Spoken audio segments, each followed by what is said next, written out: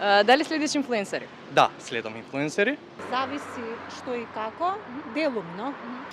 Инфлуенсери поќе американски, некој ќе ми изиде на TikTok наши, како што Ева Јовановска, Александар Динев, Мија Андрија, Стефан Лазаров ќе ми излезе некогаш, така подкастите, Боки 13 како ќе има некој гаф и така натаму.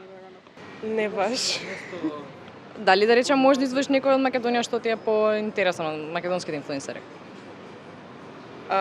Знам за Мија Костова. Па моментално од инфлуенсери ја следам Majestic, Александра Трпевска.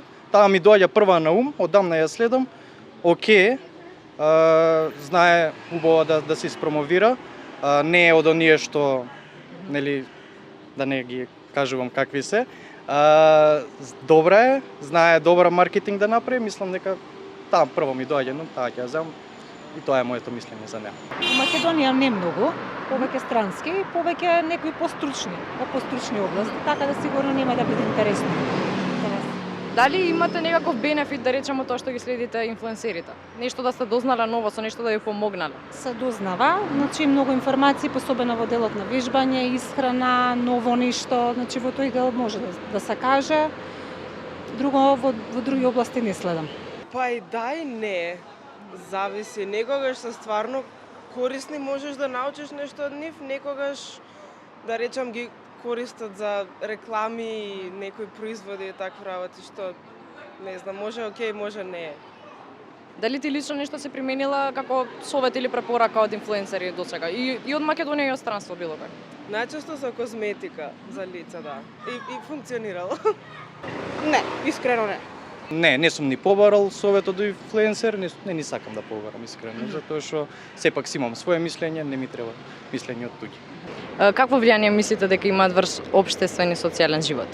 Па ми се допаѓа посебно да ви кажам делот на инфлуенсери во последно време што го има, во делот на исхрана, во делот на вежбање, во делот на да се пројави свесноста за поздрав начин на живот, дека веќе гледаме и дека некои состојби понајново, например луѓето кога запаѓаат во тешки психички состојби со вежбањето, стигнале до некое друго ниво, се избориле на еден начин. Има сигурно бенефиции, сега зависно кој што бара.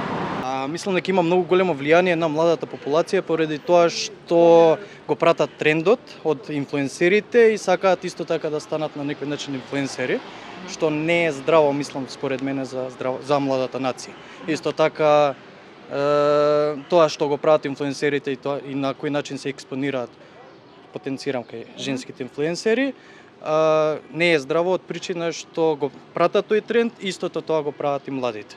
Уствари ги следат на некој начин.